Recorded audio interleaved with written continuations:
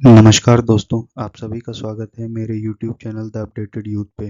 दोस्तों, इस वीडियो के ज़रिए हम बात करने वाले हैं one nation one election programme के बारे में, जिसका मेन एम ये है कि देश में लोकसभा और विधानसभाओं के चुनाव जो अलग-अलग समय पर होते हैं, उनको सिंक्रोनाइज करके एक ही समय पर कराया जा सके। तो इसके लिए लोकसभा में मंगलवार को यानी 17 दिसंबर को एक चुनाव के लिए 129वां संशोधन संविधान बिल पेश किया गया।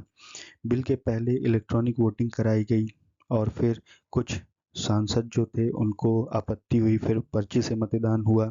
पर्ची से मतदान होने के बाद बिल पेश करने के लिए 269 वोट इसके पक्ष में पड़े और विपक्ष में 198 मत पड़े।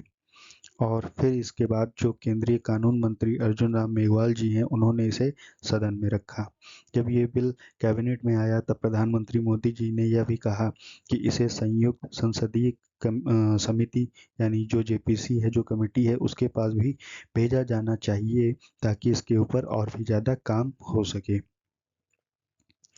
ये जो बिल है, इस बिल को इसीलिए पेश किया गया ताकि जितने भी चुनाव होते हैं उन सभी चुनावों को एक साथ एक टाइम पे कराया जा सके। तो इसी के लिए दोस्तों गवर्नमेंट ने 17 दिसंबर को दो बिल लोकसभा में पेश किए, जिनका main aim one nation one election programme है।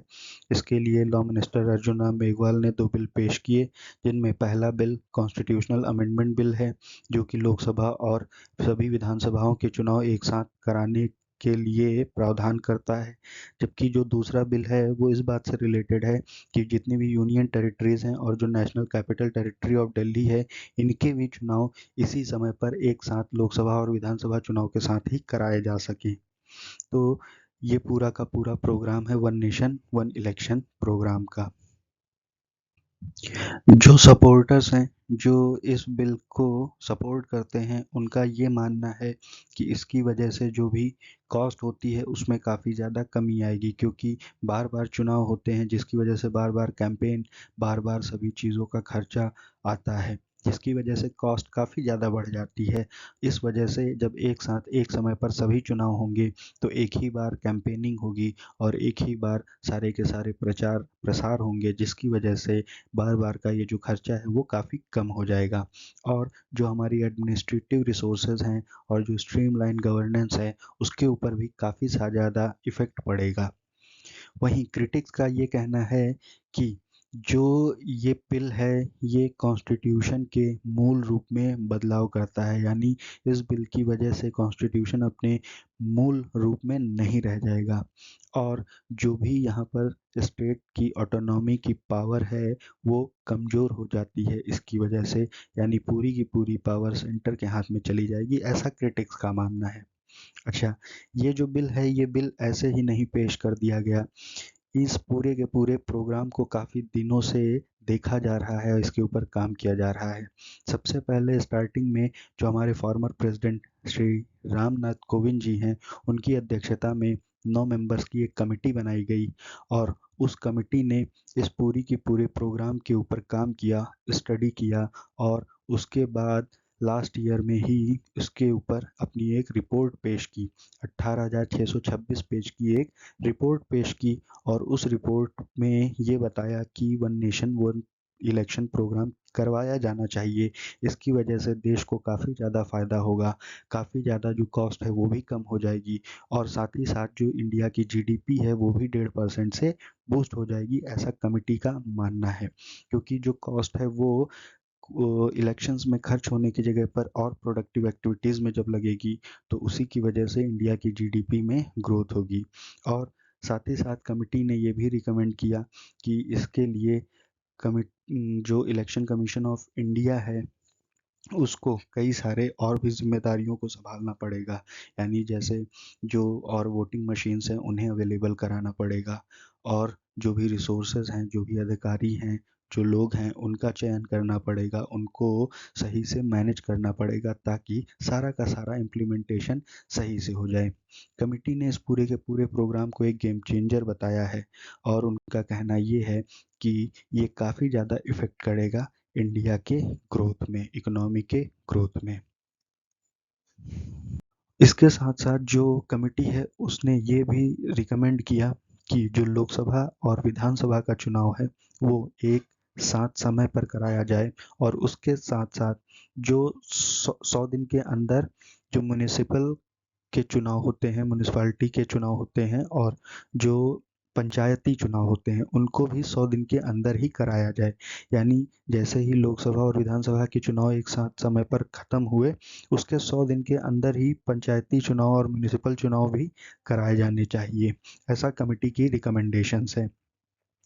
कमेटी ये भी रिकमेंड करती है कि अगर मान लीजिए, क्योंकि हमारी विधानसभाओं के और लोकसभा के चुनाव अलग-अलग समय पर होते हैं, हम जानते हैं कि 28 राज्य हैं, जितने भी स्टेट्स हैं, सभी के विधानसभाओं के चुनाव अलग-अलग समय पर होते रहते हैं। हर साल 2-3 विधानसभाओं के चुनाव आप देखते हो कि पड़ते ही रहते हैं, मतलब सभी के एक साथ एक टाइम पे सिंक्रोनाइज्ड नहीं है। तो इसके लिए कमेटी ने ये रिकमेंड किया कि इसके लिए किया क्या जाएगा कि जैसे एक विधानसभा का चुनाव 5 साल के लिए होता है, एक बार चुनाव हो गया तो पार्टी 5 साल तक वहाँ पर सरकार बनाए रखेगी। तो अगर मान लीजिए 1 साल या 2 साल बाद वहाँ पर विधानसभा भंग हो जाती है, तो भंग होने के बाद जो अगला चुनाव होगा वो 5 साल के लिए नहीं होगा, वो अब होगा 3 साल के लिए, ताकि हम 5 साल के बाद सिंक्रोनाइज कर सके उस टाइम पीरियड पे, जिस टाइम पीरियड पे सारे के सारे चुनाव एक साथ हो सके। जैसे मान लीजिए यूपी है, यूपी की विधानसभा का चुनाव 5 साल के लिए हुआ। अब चुनाव होने के बाद 5 साल तक सरकार बनी रहनी चाहिए, लेकिन 2 साल बाद यहाँ पर किसी वजह से विधानसभा भंग हो गई। विधानसभा भंग होने के बाद दोबारा से फिर से चुनाव होगा, तो उस चुनाव के बाद सरकार फिर से 5 साल के लिए बननी चाहिए, लेकिन नहीं, 5 साल के लिए नहीं, अब 3 साल के लिए बनेगी, ताकि हमारे जैसे ही ये 3 साल कंप्लीट होंगे तो हम सिंक्रोनाइज टाइम पे पहुंच पाएंगे, यानी उस टाइम पे पहुंच जाएंगे जिस समय पर लोकसभा और विधानसभा के चुनाव एक साथ एक समय पर होने वाले हैं। इसके साथ साथ कमेटी ने ये भी सजेस्ट किया कि इससे रिलेटेड जो भी आउटसोर्सिंग है या जो भी चीज़ें मैनेज करनी है वो इलेक्शन कमीशन मैनेज करेगा। जैसे और भी ज़्यादा जो वोटिंग मशीन्स हैं उनकी सुविधा उपलब्ध कराना, और भी ज़्यादा जो मेंबर्स हैं, जो कर्मचारी हैं, जो भी वोट करने वाले जो भी अधिकारी हैं, उन सबको मैनेज करना ये इलेक्शन कमीशन खुद ब खुद करेगा। और जो यूनियन टेरिटरीज हैं उनके भी चुनाव एक साथ में ही कराए जाएंगे। तो इसी से रिलेटेड लोकसभा में 2 बिल पेश किए गए। पहला बिल जो है वो कॉन्स्टिट्यूशनल अमेंडमेंट बिल है, जो कि लोकसभा और विधानसभा के चुनाव एक साथ कराने के प्रस्ताव रखता है। और दूसरा जो बिल है वो इस बात से रिलेटेड है कि जो हमारी यूनियन टेरिटरीज के एक्ट हैं उनमें बदलाव किए जाएं, ताकि जो यूनियन टेरिटरी ऑफ दिल्ली और जो पुडुचेरी जम्मू कश्मीर के जो चुनाव हैं वो भी इसी के साथ में कराए जा सकें। तो इसी के लिए 17 दिसंबर को लगभग 12:10 के आसपास जो यूनियन मिनिस्टर अर्जुन राम मेघवाल जी हैं उन्होंने one nation one election bill Lok Sabha में पेश किया। यानी सबसे पहले हुआ क्या, जब रिपोर्ट आई कैबिनेट कमेटी की रिपोर्ट आने के बाद कैबिनेट ने उसे अप्रूव किया। कैबिनेट जब अप्रूव करती है तब जा कर के ये बिल लोकसभा में लेकर के आए जाते हैं। उसके बाद क्योंकि ये जो बिल है काफ़ी ज़्यादा इम्पैक्ट करेगा, इस वजह से इस बिल को पेश करने के लिए भी वोटिंग कराई गई। तो लोकसभा में इस बिल को पेश करने के लिए सबसे पहली बार इलेक्ट्रॉनिक वोटिंग कराई गई। इलेक्ट्रॉनिक वोटिंग जब हुई तो उसमें 369 मेंबर्स ने वोट डाले, जिसमें 220 वोट पेश करने के फेवर में वोट पड़े और 149 वोट इसके अगेंस्ट में पड़े ताकि बिल ना पेश किया जाए। तो इस समय पर जब पहली बार ये वोटिंग हो गई तो उसके बाद जो अपोजिशन मेंबर्स थे उन लोगों ने ऑब्जेक्शंस रेज करना शुरू किए। जब ऑब्जेक्शंस रेज करना शुरू किए तो यहाँ पर स्पीकर ओम बिरला जी जो हैं वो ये बोलते हैं कि अगर किसी को कोई आपत्ति है तो दोबारा से चुनाव कराया जा सकता है।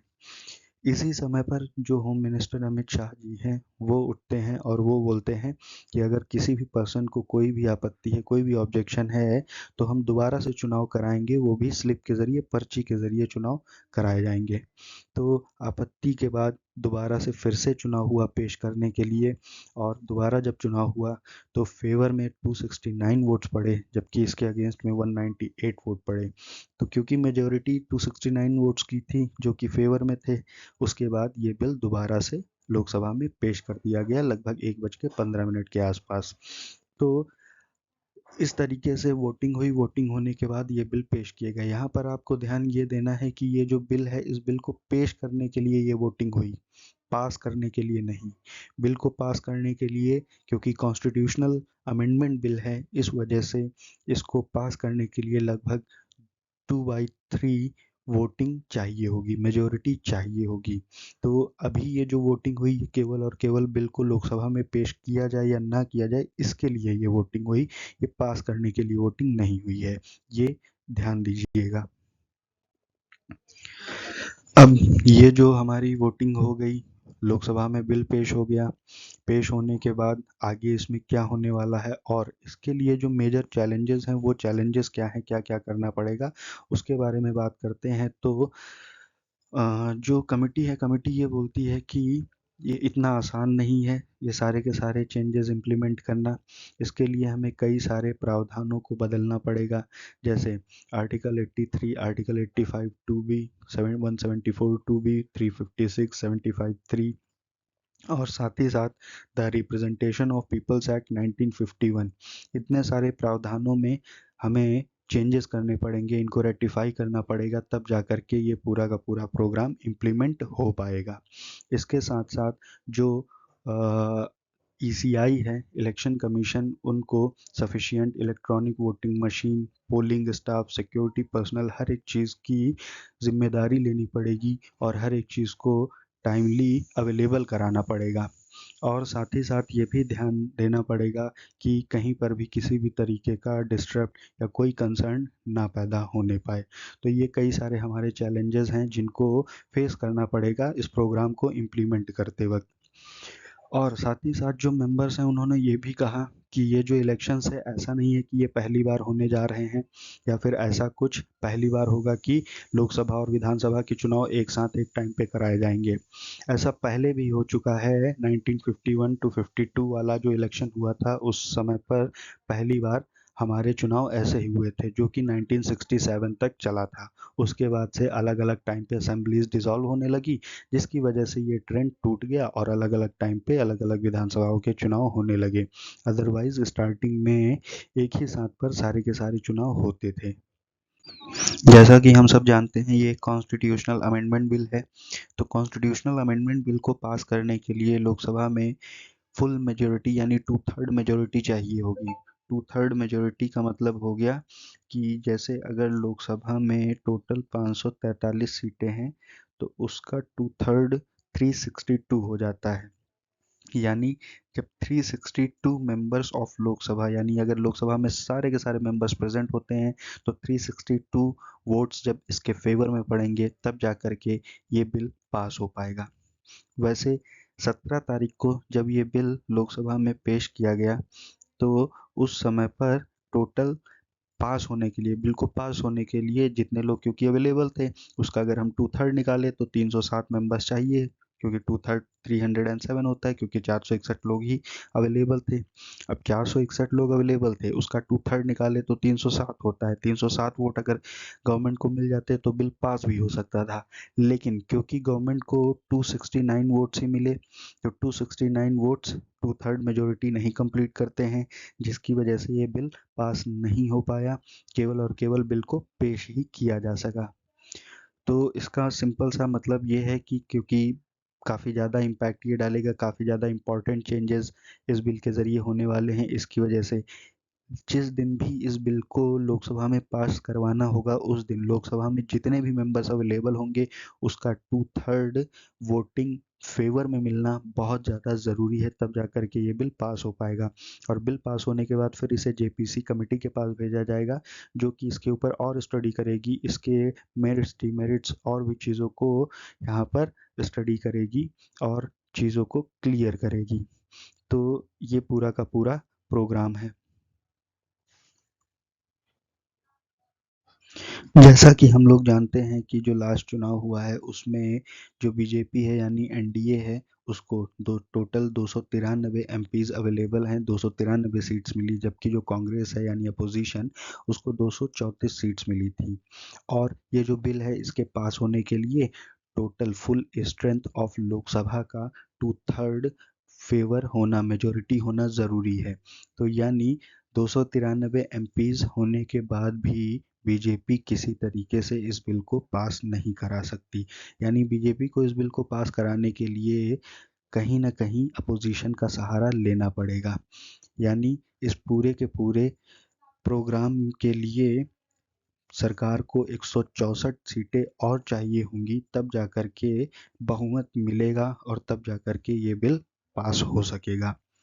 इसके अलावा जब लास्ट चुनाव जो ये हुए पेश करने के लिए, बिल को लोकसभा में पेश करने के लिए जो चुनाव हुए, उस समय पर बीजेपी के 20 एमपीज जो हैं वो अवेलेबल नहीं थे, यानी वो एब्सेंट हो गए थे, जिसकी वजह से बीजेपी ने उन्हें 3 लाइन व्हिप नोटिस भी जारी की और उनसे जवाब मांगा कि आखिरकार ऐसा क्यों हुआ कि उन्हें एब्सेंट होना पड़ा चुनाव के दौरान, वोटिंग के दौरान। तो जो सरकार है उसको 543 सीटों में से एनडीए के पास 292 सीटें हैं लोकसभा की, और 2/3 बहुमत के लिए 362 का आंकड़ा ज़रूरी है। वहीं राज्यसभा की 245 सीटों में से एनडीए के पास 112 सीटें हैं। वहीं 6 मनोनीत सांसदों का भी उन्हें समर्थन है, जबकि विपक्ष के पास 85 सीटें हैं। 2/3 बहुमत के लिए 164 सीटें ज़रूरी हैं। सूत्रों के अनुसार केंद्र सरकार अब विधेयक पर आम सहमति बनाना चाहती है। सरकार इसे विस्तृत चर्चा के लिए संयुक्त संसदीय समिति यानी जेपीसी के पास भेज सकती है, ताकि इसके ऊपर और स्टडी की जा सके, इसके इम्पैक्ट्स को और अच्छे से अध्ययन किया जा सके कि इसका आखिरकार आगे क्या इम्पैक्ट पड़ेगा। एक देश एक चुनाव पर बनी रामनाथ कोविंद समिति को 47 राजनीतिक दलों ने अपनी राय दी थी। इनमें 32 दलों ने समर्थन किया था, वहीं 15 दलों ने इसका विरोध किया था। विरोध करने वाले दलों के पास 205 लोकसभा सांसद हैं, यानी बिना इंडिया गठबंधन के समर्थन के संविधान संशोधन बिल पास होना मुश्किल है। सरकार ने सदन में 2 बिल जो पेश किए, एक देश एक चुनाव, ये इसके लिए पहला जो संविधान 129वां संशोधन बिल है और दूसरा केंद्र शासित कानून संशोधन बिल 2024 है। इसके तहत पुडुचेरी, दिल्ली और जम्मू कश्मीर के विधानसभा चुनाव लोकसभा चुनाव के साथ कराए जा सकें। इस संशोधन बिल के जरिए इन 3 एक्ट में बदलाव किया जाना है: the government of union territories act 1963, the government of national capital territory of Delhi 1991 and the Jammu and Kashmir reorganisation act 2019। तो एक नया अनुच्छेद जुड़ेगा कॉन्स्टिट्यूशन में और 3 प्रावधान बदले जाएंगे, तब जाकर के ये पूरा का पूरा प्रोग्राम इम्प्लीमेंट हो पाएगा। तो आई होप दोस्तों इस वीडियो के ज़रिए आपको सारी बातें समझ में आई हो, इस पूरे प्रोग्राम को के बारे में आपको सही से पता चल गया हो। धन्यवाद।